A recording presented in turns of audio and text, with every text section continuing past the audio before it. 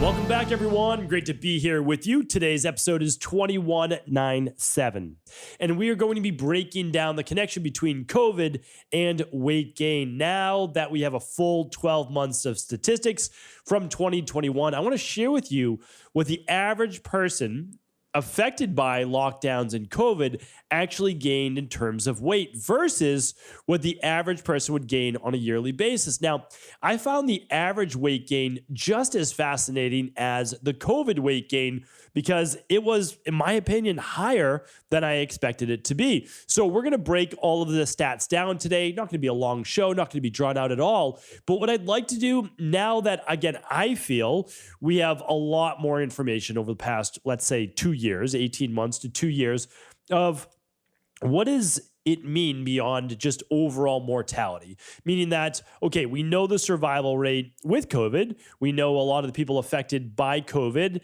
And we also know now what some of the longer term symptoms seem to be. And I did a whole show on long COVID or long hauler syndrome. I'm happy to link that up as well with you or on this episode. So actually all the links today will be at stephencabral.com/2197. I'll just make it easy. We can just go to that one site and I'll link up the others.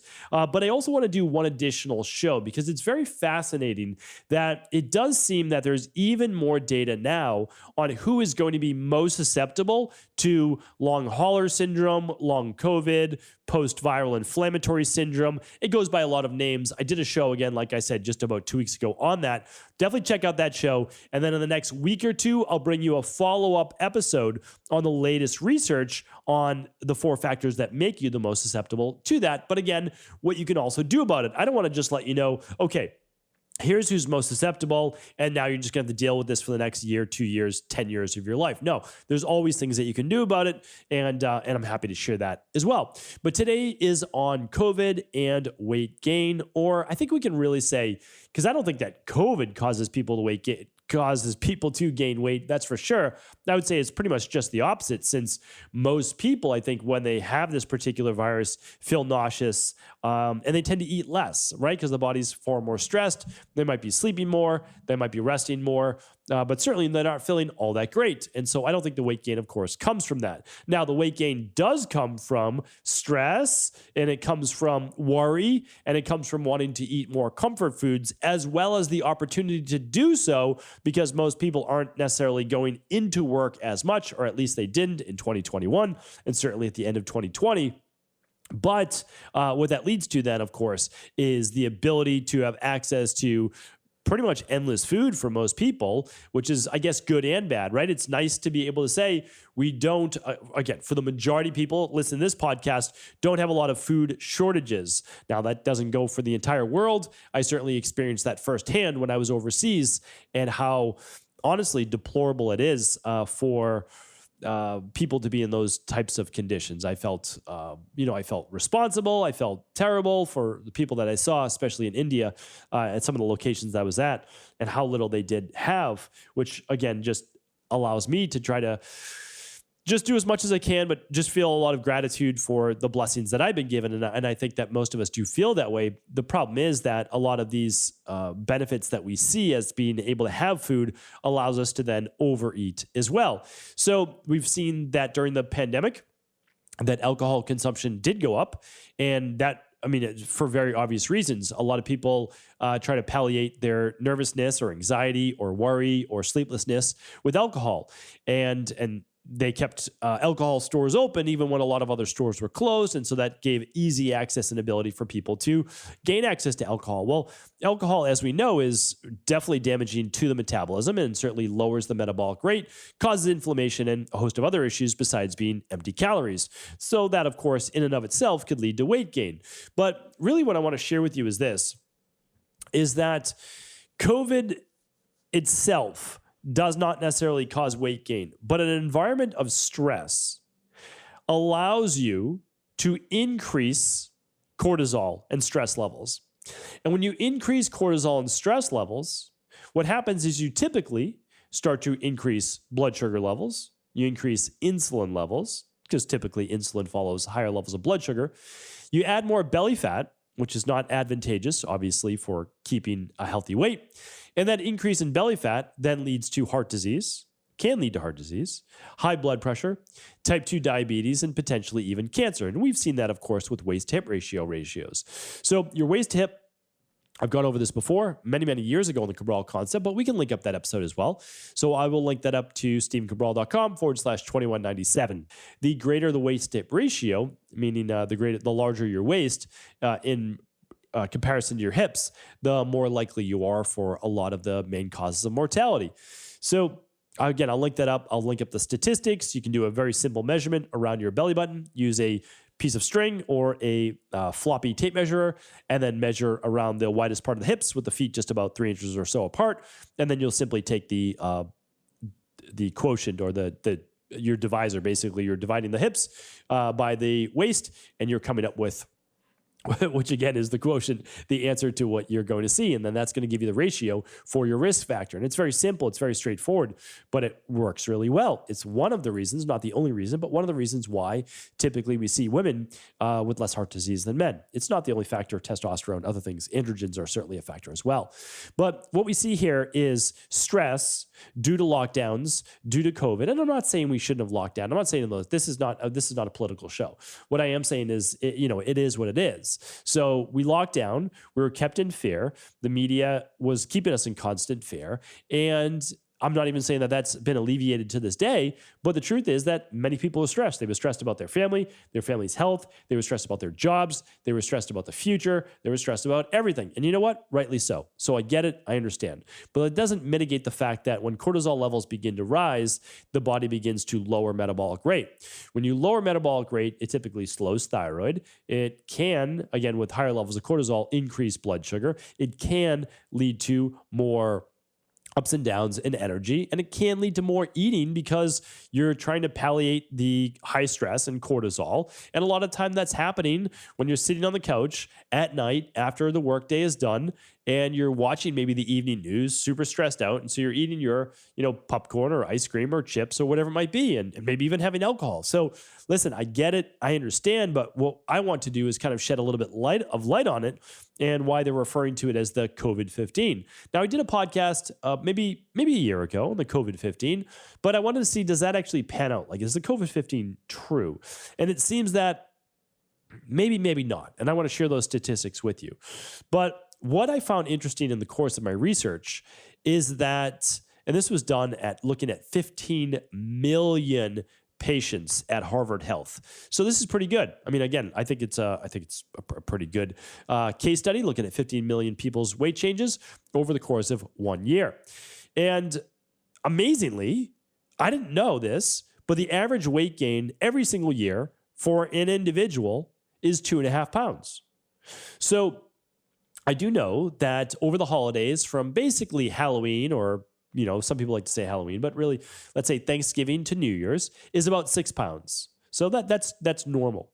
But a lot of people will take off maybe 4 of those pounds or so during the new year, right? Their kind of New Year's push.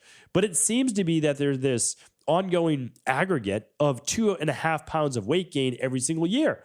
And to me, I found that absolutely fascinating, because that means then, okay, in 5 years, the person weighs 12.5 pounds more. I mean, that's a lot of weight, right? 10 years, that's 20 pounds, another 5 or so. Yeah, I mean, you're looking at 25 pounds or so. I mean, that is a lot of weight gain, but it's like anything. It just slowly creeps up. So 2.5 pounds a year, no big deal. 5 pounds after 2 years. 3 years, you're at 7.5 pounds, right? And so it just 9 pounds, 4 years, and it just keeps on creeping. That's the amazing thing about it.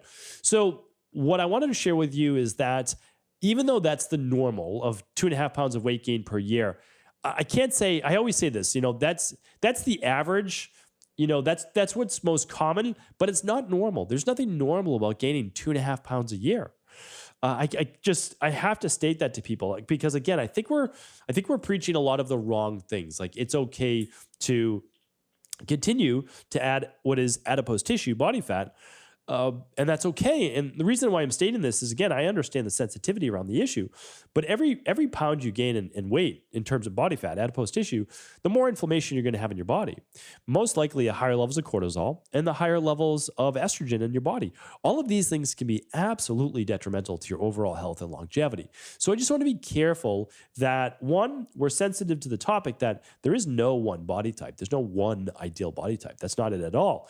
But I also want to then be fair with saying that we have to be careful with what we're saying is okay, because if we truly care about a person's health and we don't want them to end up with heart disease, blood pressure, stroke, cancer, type 2 diabetes, metabolic syndrome, essentially, then I just want to say that there's no judgment, there's no anything, there's just being healthy. And really, we want to help people with their overall health. So when we looked at this particular Harvard-based study, it showed that 39%, so about 4 out of 10 people, gained weight during the pandemic. So not everybody did, but I mean, a lot, right? More than a third, 40%, essentially 39% gained weight during the pandemic. And here were the approximations. So about 27% gained less than 12.5 pounds. So this could be basically a pound up to 12.5 pounds. So that was 27%. 10%, so 20% of all people, though, if we look at that. So it's like, okay, 2.7 out of 10 people gained a little less than, or gained less than 12.5 pounds. 10% of people gained more than 12.5 pounds. How much? Well, somewhere between 12.5 and 27.5 pounds. That's a huge range. I wish they broke that down a little bit more because, okay, gaining 13 pounds versus 25 pounds to me is a massive difference. Let's say the average person weighs 150 pounds. You know, we're looking at, I mean, them gaining, well, what, 15% of their body weight? I mean, more. That's a big, big number to look at. Okay, the last group was they gained 27.5 pounds or more. And that was 2% of the overall population. Now, you'd say, well, it's only 2%. You have to understand that's out of 15 million people. So, you know, if we do the math on that, I'm just going to pull out my calculator here on my phone and I type in 15 million, get my zeros going, and I put in 0.02. All right, that's 300,000 people in this study. 300,000 people, because it makes the number more real, right? Right? Well over 250,000 people gain more than 27.5 pounds. That, to me, is a frightening statistic because when you gain that much weight of not healthy weight, it is absolutely leading to then far greater amounts of inflammation, right? So if it's leading to far greater amounts of inflammation, and we know inflammation is implicated in 90% of all dis-ease in the body, well, we know that all-cause mortality is most likely going up, right? Heart disease, blood pressure, stroke, type 2 diabetes, cancer. But what they don't tell you is that all of that weight gain is also leading to the inability to keep the immune system healthy. So I want to stay on this just for a minute. So we all know that if you don't have the top 4 causes of mortality that I've named multiple times now, you're less susceptible to dying from this particular virus. Okay, by manyfold, right? Manyfold. So when you look at that, if you gain the weight and then you are then more susceptible to dying from this virus, it is keeping you at far greater risk.